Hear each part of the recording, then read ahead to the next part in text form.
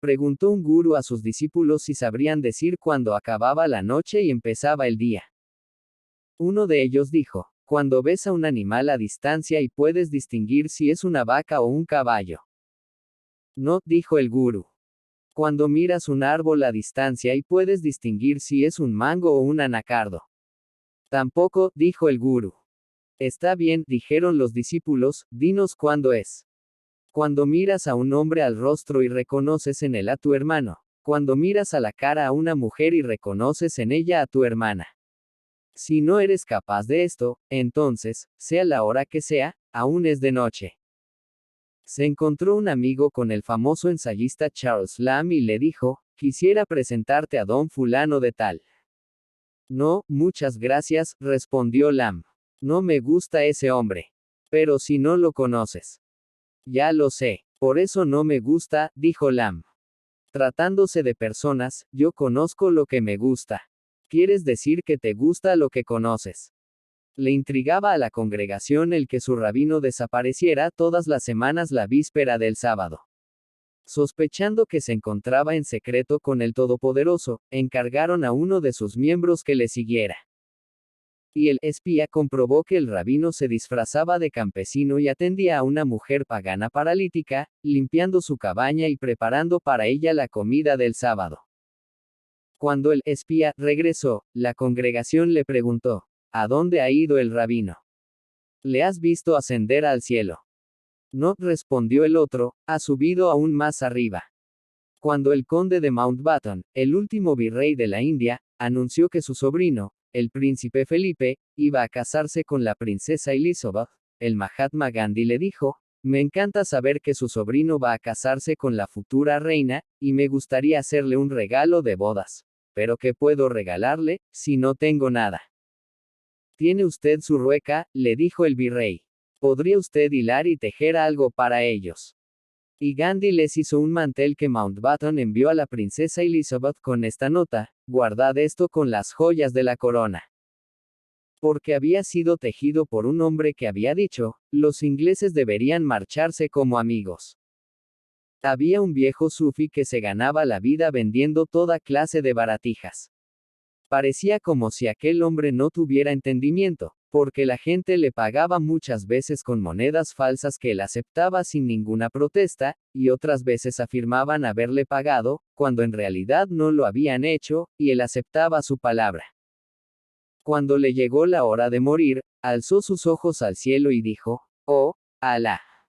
He aceptado de la gente muchas monedas falsas, pero ni una sola vez he juzgado a ninguna de esas personas en mi corazón, sino que daba por supuesto que no sabían lo que hacían.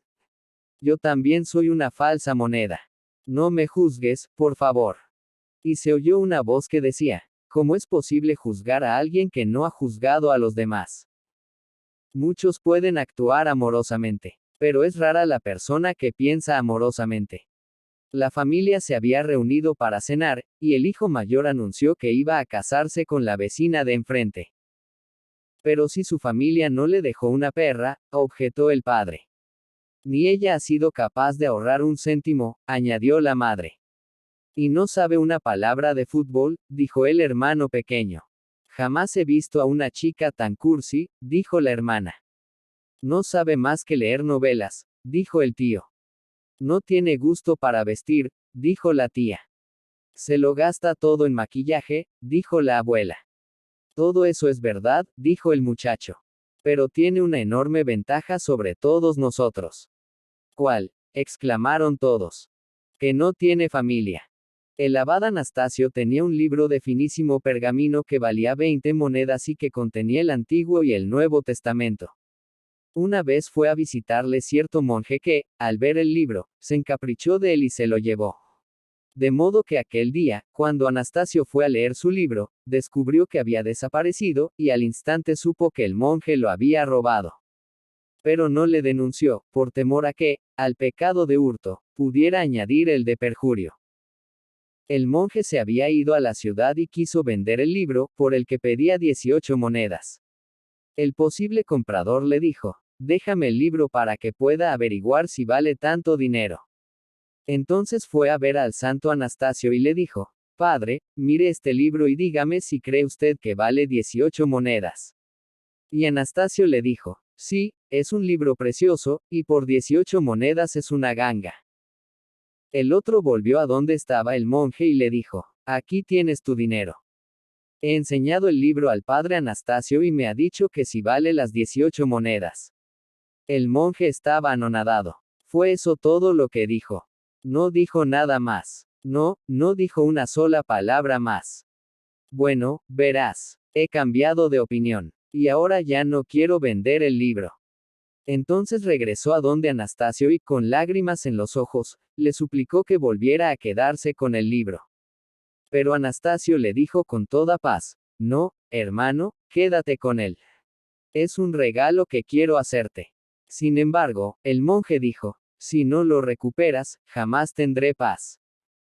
Y desde entonces, el monje se quedó con Anastasio para el resto de sus días. Hitoku era un excelente poeta que había decidido estudiar Zen, para lo cual concertó una cita con el maestro Ekkei en Kioto. Acudió ilusionadísimo al maestro, pero en el momento en que se presentó ante este recibió una bofetada que le dejó perplejo y humillado, pues jamás se había atrevido nadie a golpearle. Pero, como el Zen prohíbe decir ni hacer nada si no lo ordena el maestro, salió de allí en silencio e, indignadísimo, se fue a ver a Dokwan, el discípulo, le contó lo sucedido y le dijo que pensaba desafiar en duelo al maestro. Pero si el maestro ha querido ser amable contigo, le dijo Dokwan. Métete de lleno en la práctica del Zazen, y lo comprobarás por ti mismo. Y eso fue exactamente lo que hizo Hitoku, ejercitándose durante 3 días y 3 noches con tal intensidad que alcanzó una iluminación extática muy superior a todo cuanto podría haber imaginado. Y Ekkei le hizo saber su satisfacción por el Satori obtenido. Hitoku volvió a visitar a Dokwan, le agradeció su consejo y le dijo, si no hubiera sido por tu buen juicio, jamás habría tenido yo esta transformadora experiencia. Y por lo que se refiere al maestro, ahora veo que su bofetada no fue lo bastante fuerte. Muso, uno de los más ilustres maestros de su tiempo, viajaba en compañía de un discípulo.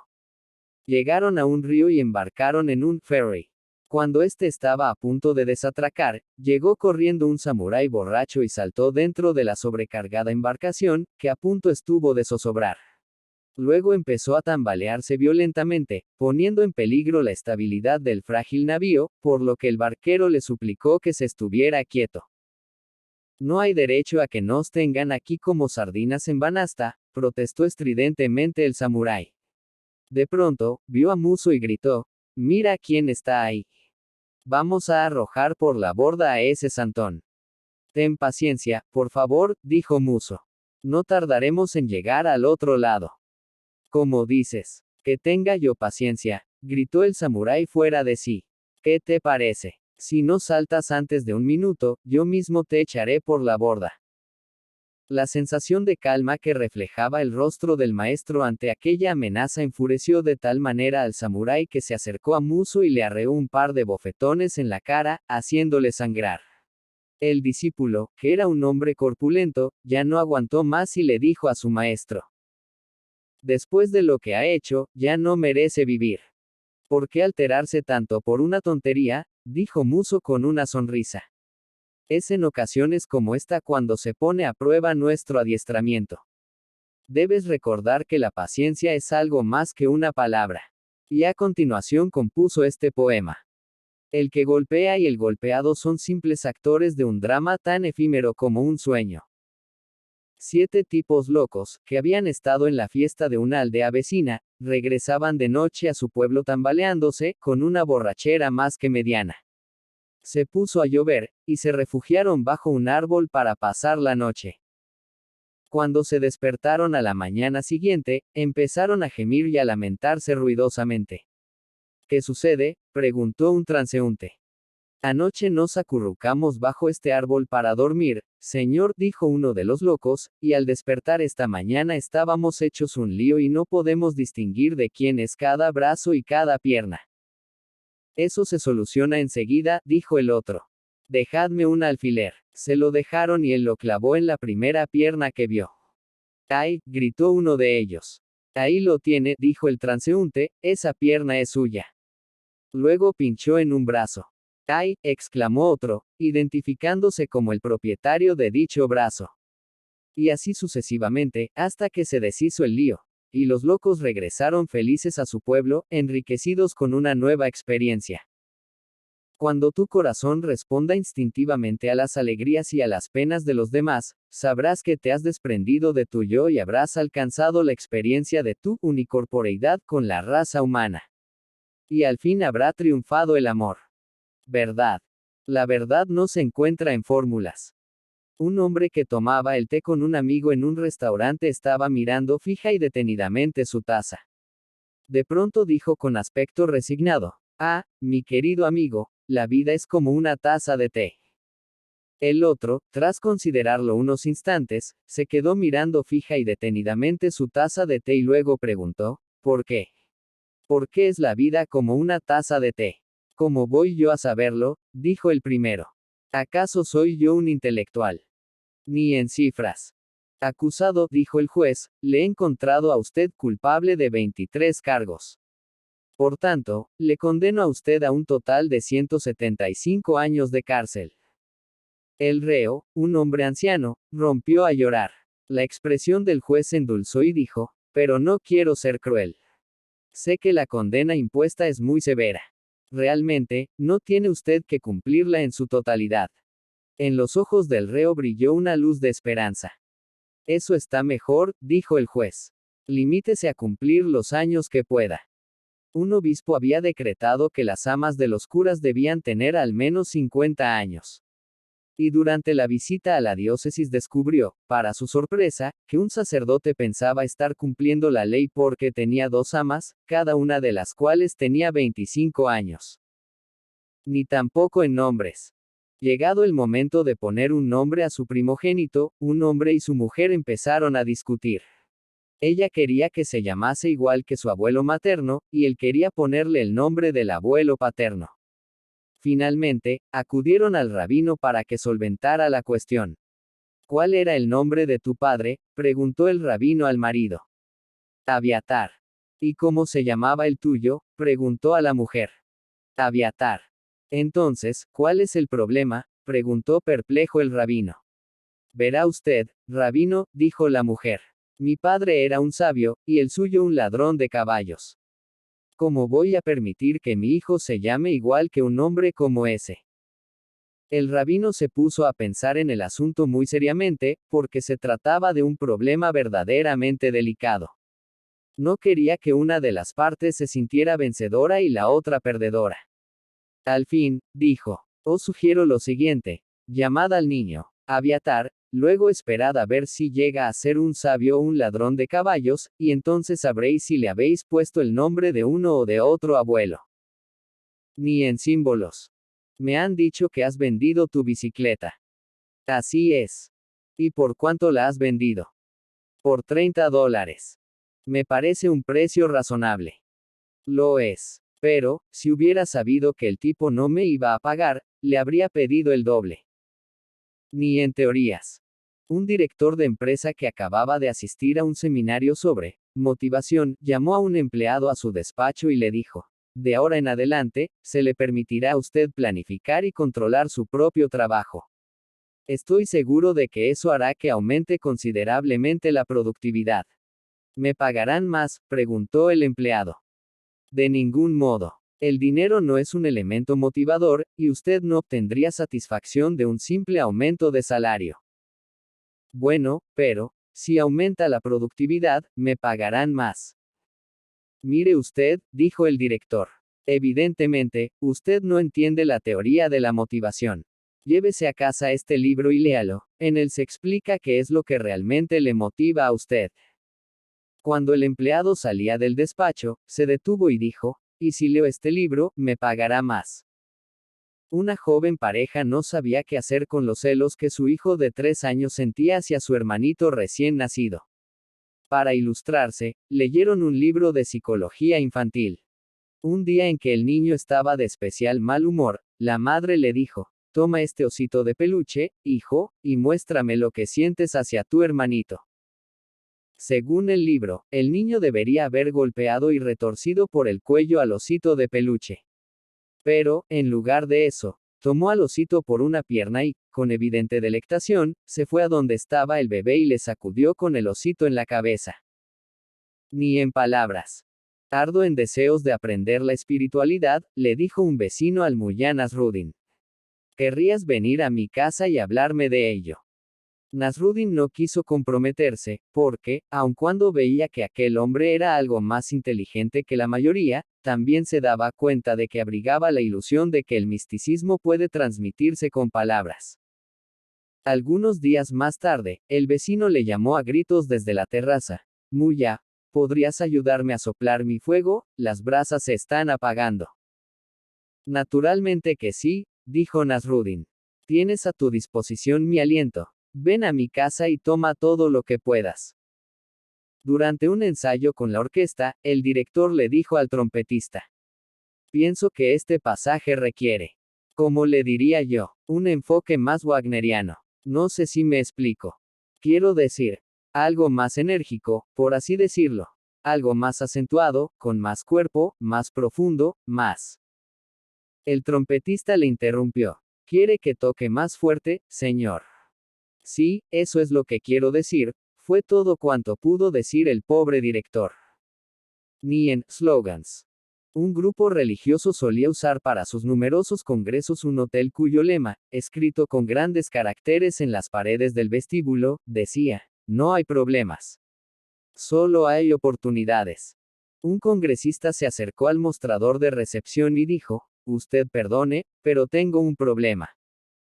Con una sonrisa, el recepcionista le replicó, aquí no tenemos problemas, señor. Únicamente tenemos oportunidades. Llámelo como quiera, dijo el otro impaciente, pero hay una mujer en la habitación que me han asignado. Ni en etiquetas. Un inglés emigró a los Estados Unidos y adquirió la ciudadanía norteamericana. Cuando regresó de vacaciones a Inglaterra, uno de sus parientes le recriminó por haber cambiado de nacionalidad. ¿Qué has salido ganando con hacerte ciudadano norteamericano?, le preguntó. Bueno, ante todo, que he ganado la Revolución Americana, fue la respuesta. Ni en convencionalismos. Cuando se reformó el trazado de la frontera ruso-finlandesa, le informaron a un granjero que la nueva línea divisoria pasaba justamente por en medio de su granja y que, consiguientemente, tenía la posibilidad de elegir si quería pertenecer a Rusia o a Finlandia. El granjero prometió pensar seriamente el asunto, y al cabo de unas semanas anunció que deseaba vivir en Finlandia.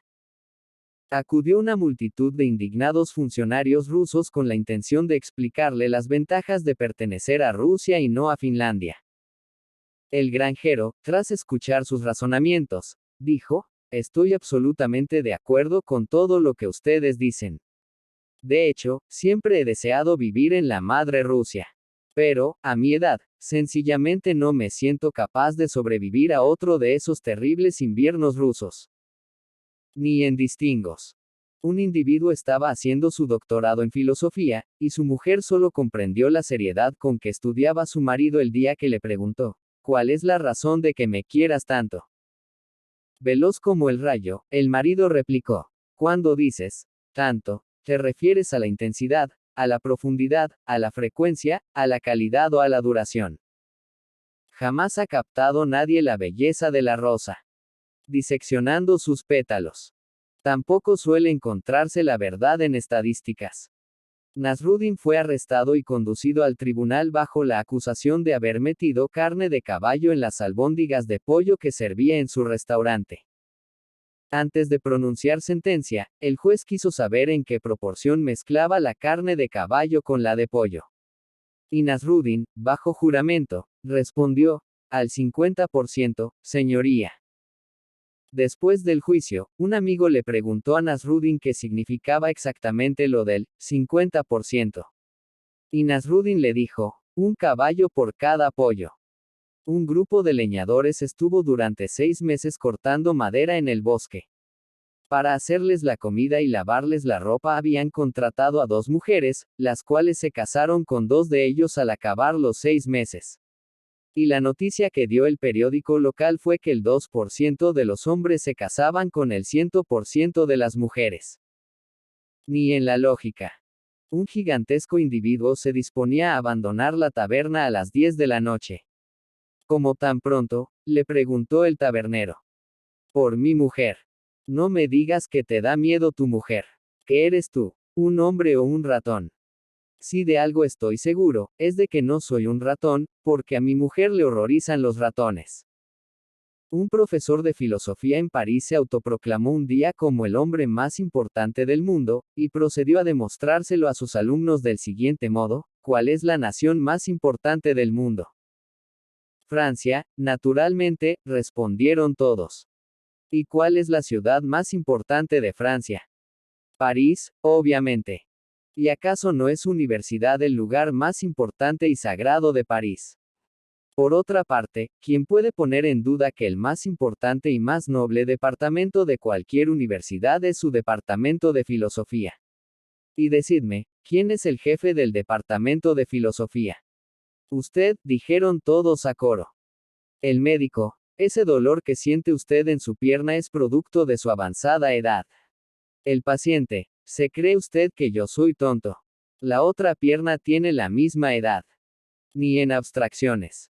Le dijo un discípulo a Jochen, el maestro Zen: cuando yo estudiaba con mi anterior maestro, me hice una cierta idea acerca de lo que es el Zen. ¿Y bien, qué idea es esa?, le preguntó Jochen. Cuando le pregunté al maestro quién era Buda, con lo cual, naturalmente, preguntaba por la realidad, él me dijo: Ping, Ting viene en busca del fuego. Excelente respuesta, dijo Jochen. Pero mucho me temo que no la entendieras correctamente. Dime el significado que le diste a esas palabras. Bueno, dijo el discípulo, Ping, Ting es el dios del fuego. Ahora bien, decir que el dios del fuego viene en busca del fuego es tan absurdo como el hecho de que yo, cuya verdadera naturaleza es realmente Buda, pregunte quién es Buda. ¿Cómo puede alguien que en realidad es Buda, aunque lo sea inconscientemente, formular una pregunta referente a Buda? Ajá, dijo Jochen, justamente lo que me temía. Estás completamente equivocado. ¿Por qué no me haces a mí la pregunta? De acuerdo. ¿Quién es Buda? Ping, Ting viene en busca del fuego, dijo Jochen. El gran Hensha invitó a tomar el té a un funcionario de la corte. Tras los saludos de ritual, el funcionario dijo: no quisiera desperdiciar esta oportunidad que se me brinda de estar con tan gran maestro.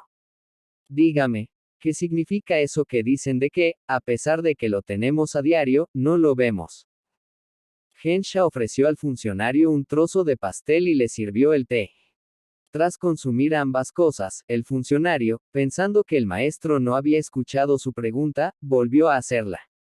Ah, sí, dijo el maestro.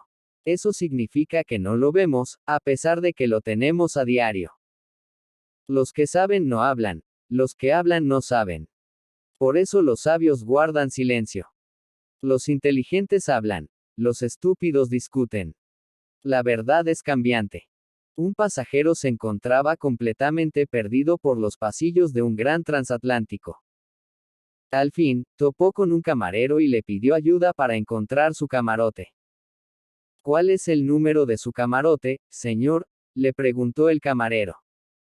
No sabría decírselo, pero lo reconocería al instante, porque había una lámpara encima de la puerta. El juez: ¿qué edad tiene usted? El reo: 22 años, señoría.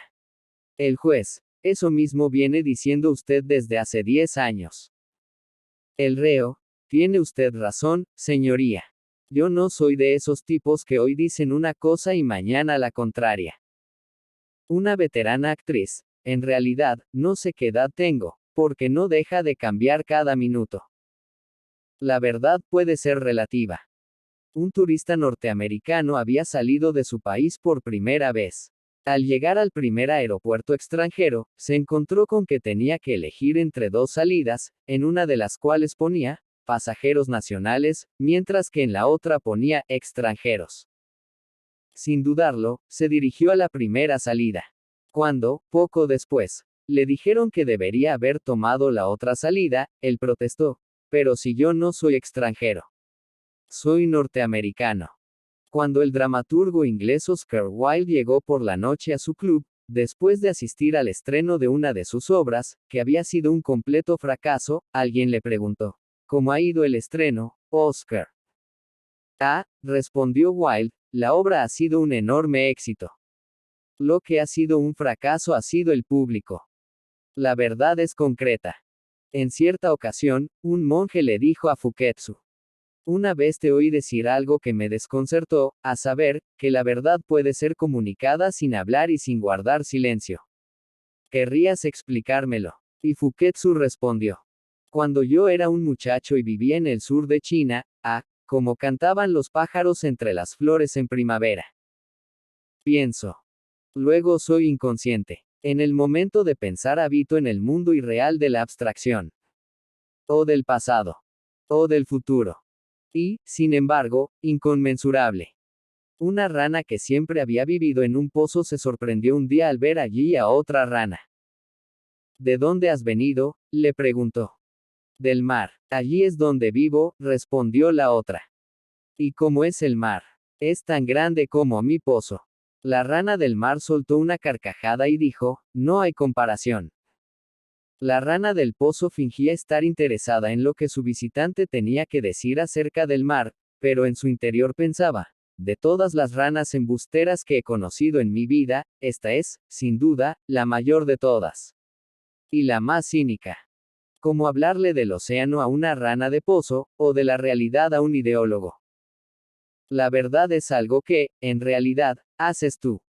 Un día le dijeron los discípulos a Baal Sem, dinos, querido rabino, ¿cómo hemos de servir a Dios? Y él respondió, ¿cómo voy a saberlo yo? Y a continuación les contó la siguiente historia. Un rey tenía dos amigos que resultaron ser culpables de un crimen y fueron condenados a muerte. Y, a pesar de que los amaba, el rey no se atrevió a concederles abiertamente el indulto, por temor a dar un mal ejemplo al pueblo. De modo que decidió que se tendiera una cuerda de un lado a otro de un profundo abismo y que cada uno de los dos hombres tratara de pasar por ella. Quien lo consiguiera obtendría la libertad, y quien cayera abajo encontraría la muerte. El primero de los dos consiguió atravesar sin mayores problemas. El otro, entonces, le gritó desde el otro lado, amigo, dime cómo lo has hecho. Y el primero le respondió, ¿y cómo voy a saberlo? Lo único que he hecho ha sido que, cuando me escoraba hacia un lado, trataba de inclinarme hacia el lado contrario. No aprendas a montar en bicicleta en un aula. Un niño le pregunta a un electricista, ¿qué es exactamente la electricidad? La verdad es que no lo sé, pequeño. Pero puedo hacer que te dé luz. Un hombre le pidió a Bayazid que lo aceptara como discípulo. Si lo que buscas es la verdad, le dijo Bayazid, hay una serie de requisitos que respetar y unos deberes que cumplir. ¿Y cuáles son? Tendrás que acarrear agua, cortar leña, limpiar y cocinar. Estoy buscando la verdad, no un empleo, dijo el hombre, a la vez que se marchaba. Asterisco asterisco asterisco asterisco. Poco después de que muriera el rabino Mokshe, preguntó a uno de los discípulos de el rabino Mendel de Kotik, que era a lo que tu maestro concedía mayor importancia. El discípulo, tras reflexionar durante unos momentos, respondió, a lo que estuviera haciendo en ese momento. La verdad se expresa mejor en el silencio. Bodhidharma, considerado como el primer patriarca Zen, fue el hombre que llevó el budismo de la India a China en el siglo VI. Cuando decidió regresar a su patria, reunió en Tomoashi a sus discípulos chinos, con el fin de nombrar a quien debía sucederle. Para ello sometió a prueba sus poderes de percepción, haciendo a cada uno de ellos la misma pregunta: ¿qué es la verdad? Respondió Dofuku: la verdad es lo que está más allá de la afirmación y la negación. Y le dijo Bodhidharma: tú tienes mi misma piel. La devota Soji respondió: la verdad es como la visión que tuvo Anand del país de Buda, una visión que duró un instante y perduró para siempre. Y le dijo Bodhidharma: tú tienes mi misma carne. Respondió Doiku: los cuatro elementos, viento, agua, tierra y fuego están vacíos. La verdad es nada. Y le dijo Bodhidharma: tú tienes mis mismos huesos. Finalmente, el maestro miró a Eka, que hizo una profunda reverencia, sonrió y se quedó en silencio. Y le dijo Bodhidharma, tú tienes mi misma médula. El quinto patriarca Zen, Hong Yun, escogió a Wei Neng, de entre 500 monjes, como su sucesor. Cuando le preguntaron por qué había hecho semejante elección, Hong Yun dijo, los otros 499 han demostrado una perfecta comprensión del budismo. Wei Neng es el único que no ha comprendido nada en absoluto. Es el tipo de hombre que se sale de lo corriente. Por eso ha caído sobre él el manto de la auténtica transmisión. Y exige lo que constituye el más formidable logro del espíritu humano, una mente abierta.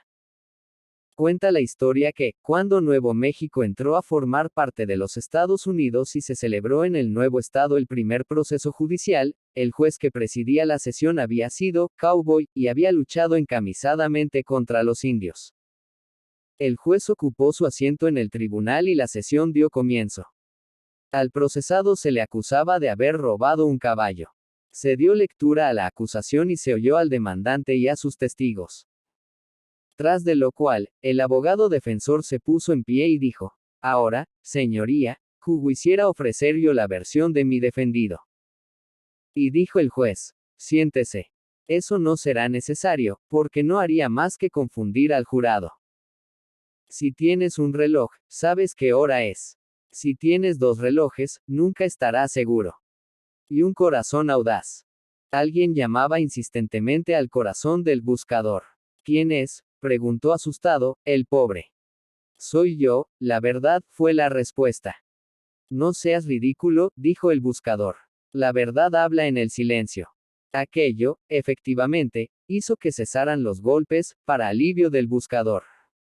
Lo que él no sabía es que los golpes eran producidos por los tremendos latidos de su corazón. La verdad que nos libera es casi siempre la verdad que preferiríamos no oír. Por eso, cuando decimos que algo no es verdad, lo que demasiado a menudo queremos decir es que no nos gusta. Su claridad no necesita ser matizada a base de cortesía. Nota explicativa de una editorial china que devuelve un manuscrito a su autor. Hemos examinado atentamente su manuscrito, que nos ha gustado extraordinariamente. Sin embargo, nos tememos que, si publicáramos su excepcional obra, nos sería totalmente imposible en adelante publicar cualquier otra obra que no alcanzara el altísimo nivel de esta. Y no podemos siquiera imaginar que en los próximos 100 años pueda escribirse una obra semejante. Por eso, y lamentándolo profundísimamente, nos vemos obligados a devolverle su increíble escrito y le suplicamos encarecidamente sepa perdonar nuestra cortedad de miras y nuestra pusilanimidad. Ni a base de modos culturales de expresión. Una muchacha norteamericana que tomaba clases de baile en una antigua escuela de danza manifestaba una constante tendencia a ser ella la que llevaba a su pareja, lo cual solía originar protestas como, oye, ¿quién lleva a quién? ¿Tú a mí o yo a ti? Un día, resultó que su pareja era un joven chino, el cual, al poco de empezar el baile, le susurró cortésmente a la muchacha.